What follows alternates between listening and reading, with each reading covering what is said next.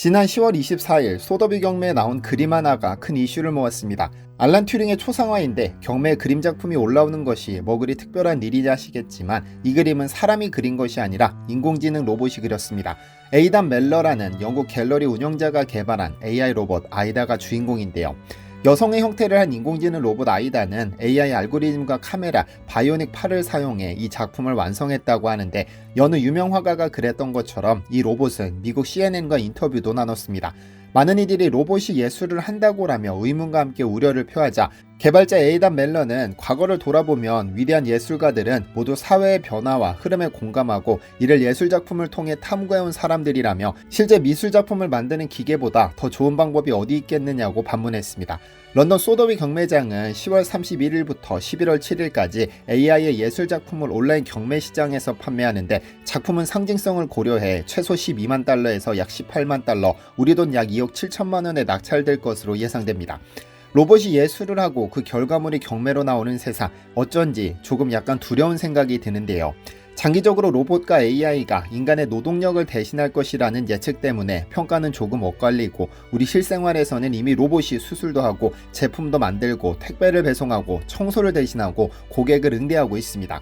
우리 실생활에서 이제 로봇을 찾아보기 힘든 시대로 접어들었는데 국제로봇연맹에 따르면 2022년 세계 산업용 로봇 설치 대수는 약 50만 대로 2021년에 비해 31% 성장했습니다. 2023년 글로벌 로봇 시장 규모는 약 3천억 달러를 넘어섰다고 하죠. 이는 우리나라도 크게 다르지 않습니다. 한국로봇산업협회가 집계한 국내 로봇 산업의 총 매출은 2024년 약 600억 달러로 추산되는데 제조업 로봇이 50%를 차지하고 있죠. 로봇이 인간을 대체하는 시대가 올 것이라는 예측이 빠르게 현실이 되고 있는 겁니다. 그런데 여기서 궁금한 점이 생깁니다. 조금 더 우리에게 와닿는 단순한 로봇이 아닌 첨단 기술을 직접 만지고 사용해 볼 수 있는 시대는 언제 올까요? 그리고 그 질문에 최근 우리나라 카이스트가 답했습니다. 안녕하세요, 디스멘털입니다. 로봇이라는 단어는 체코슬로바키아의 작가 카렐 차페크가 1920년에 쓴 연극 로숨의 유니버설 로봇에서 처음 사용됐습니다. 이 단어는 체코어 로보타, 즉 강제노동이나 노역을 의미하는 단어에서 유래했는데 연극에서 로봇은 인간을 위해 일하도록 만들어진 인조 생명체로 결국 인간의 반란을 일으키게 되는 이야기를 담고 있습니다. 카렐 차페크의 형 요제프 차페크가 이 용어를 처음 제안한 것으로도 알려져 있는데요. 물론 비슷한 개념은 더 과거에도 있었습니다. 레오나르도 다빈치는 15세기 기계병사라는 인형을 설계했는데 이 인형은 앉고 팔을 움직이며 고개를 돌리는 등의 동작을 할 수 있도록 설계됐습니다. 프랑스의 자크 드 보캉송이 1739년 공개한 기계오리는 실제 오리처럼 물을 마시고 먹이를 먹고 소화하는 과정을 그대로 재현했죠. 큰 개념으로 보자면 장영실이 만든 자경루 역시 자동장치가 설치되어 있어 로봇에 포함된다고 볼 수 있습니다. 그렇다면 어떤 조건을 갖추어야 로봇이라고 부를 수 있을까요? 사람들마다 로봇을 보는 시각이 다르지만 대체로 동의하는 조건은 첫째, 인간을 대신해서 일을 하거나 도움을 주어야 하고, 둘째, 자동장치로 움직여야 하며, 셋째, 주변의 상황에 스스로 반응해야 합니다. 그럼 최근 카이스트에서 개발된 로봇을 살펴보죠. 지난 10월 24일 공경철 카이스트 기계공학과 교수팀은 대전 대덕구에 있는 사이베슬론 2024 아시아 허브에서 웨어러블 로봇 신제품 워크온 수트 F1 시연회를 열었습니다. 배꼽 위부터 시작해 다리에 착용하는 형태의 이 로봇은 하반신 마비 등으로 몸이 불편한 장애인을 돕는 역할을 하는데요. 단순히 거동이 조금 불편한 경우를 말하는 것이 아닙니다. 사실 공경철 교수는 이 로봇 전에도 본인이 창업한 엔젤 로보틱스를 통해 보행재활 로봇 엔젤렉스를 제작해 하반신 장애인이 일어서서 걷거나 계단을 오를 수 있도록 돕는 등 일상생활의 자립을 지원하는 로봇 개발에 주력했었습니다. 그렇다면 이번에 발표된 F1은 뭐가 다를까요? 이 로봇은 완전히 걸을 수 없는 하반신 마비, 그것도 중증도가 가장 높은 완전 마비 환자들을 위해 개발된 로봇입니다. 걷지 못하는 사람을 걷게 하는 로봇으로 앞서 연구팀은 2016년 워크온 슈트 1을 선보인 뒤 2020년 워크온 슈트 4를 발표, 보행 속도를 시속 3.2km까지 끌어올려 비장애인의 정상 보행 속도를 달성한 바 있습니다. 즉 하반신이 완전히 마비된 장애인들도 이 로봇을 착용한 상태로 일반인의 속도로 걸을 수 있다는 뜻이죠. 이번 F1은 착용자가 로봇을 잘못 밀더라도 넘어지지 않고 균형을 유지할 수 있도록 무게중심을 능동적으로 제어하는 기능, 직립 상태에서 지팡이 없이 두 손을 자유롭게 사용하며 걸을 수 있도록 균형 제어 성능 향상을 통해 일상생활에서 마주할 수 있는 좁은 통로, 문, 계단 등 장애물을 통과하는 기능이 탑재되었는데요.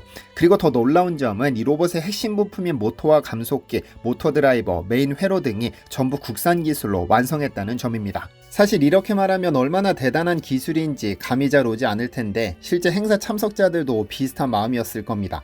그래서 시연회가 중요했는데 시연회 주인공은 교통사고로 하반신이 마비된 지 7년 된 김승환 씨였습니다. 정확히는 김승환 선수인데 이분은 하반신 마비 장애를 딛고 일어선 스포츠 선수, 좀 더 정확히는 카이스트의 워크온슈트 F1을 착용하고 2016년 사이베슬론에 참가해 동메달을 획득한 인물입니다. 사이베슬론은 신체장애를 가진 사람들이 첨단 보조기기를 사용해 다양한 일상생활 과제를 수행하는 경연대회로 2016년 처음 개최되어 로봇슈트, 전자의수, 내 컴퓨터 인터페이스 등 보조기기를 사용해 다양한 장애 극복에 나서는 모습을 선보입니다. 김승환 선수는 2016년 1회 대회에 워크온슈트 F1을 입고 참가해 동메달을 획득했죠. 이날 시연회에 등장한 그는 시작부터 놀라운 기능을 선보였습니다. 사람이 직접 로봇에게 다가가 착용하는 것이 아니라 로봇이 스스로 시연자에게 다가와 착용됐기 때문입니다. 사람들은 이 장면에서 엄청난 환호성을 질렀습니다. 왜냐하면 몸이 불편하신 분들을 위해 개발된 웨어러블 로봇의 가장 큰 어려움 중 하나가 그 로봇을 입기 위해 누군가의 도움이 필요하다는 것인데 카이스트는 인간이 다가가지 않아도 로봇이 직접 인간에게 다가오도록 했습니다. 영화 속 아이언맨 슈트처럼 말이죠. 로봇 개발에 참여한 박정수 카이스트 박사는 다른 로봇들은 연속적인 보행에 집중했지만 우리는 첫 발을 떼는 것과 혼자 입을 수 있는 것에 집중했다며 개발 취지를 밝혔고, 김승환 선수는 이날 로봇을 입고 의자에 앉는 등 다양한 모습을 보인 후 한 언론사와의 인터뷰를 통해 비장애인과 눈을 맞추며 걸을 수 있다니 감동을 말로 표현하기 어렵다. 사고 이후 걷는 방법이 잘 생각이 안 났었는데 입고 몇 걸음 걸으니 상체의 진동이 느껴지면서 아, 내가 이렇게 걸었었구나 생각이 났다는 소감을 남겼습니다. 공경철 교수 역시 워크온슈트는 장애인을 위한 웨어러블 로봇 기술의 결정체라며 워크온슈트에서 파생된 수많은 부품, 제어, 모듈 기술들이 웨어러블 로봇 산업 전체의 표준을 제시하고 있다라고 자랑스럽게 성과를 공유했는데요. 먼저 말씀드렸던 것처럼 공경철 교수팀과 김승환 선수는 올해 열리는 제3회 사이베슬론에 출전합니다. 이미 2020년 7위 연방대학이 주최하는 장애인용 로봇 대회인 사이베슬론 대회에서 금메달을 땄고 당연히 이번 목표도 금메달입니다. 위 영상을 조사하던 중 흥미로운 뉴스 하나를 더 찾게 됐습니다. 로봇 다리가 있으면 당연히 팔도 필요하기 마련인데 현대차 그룹이 포스텍, 카이스트와 협력하여 이동형 양팔 로봇 기술 경쟁력 강화를 목표로 로보틱스 공동 연구실을 설립했다고 합니다.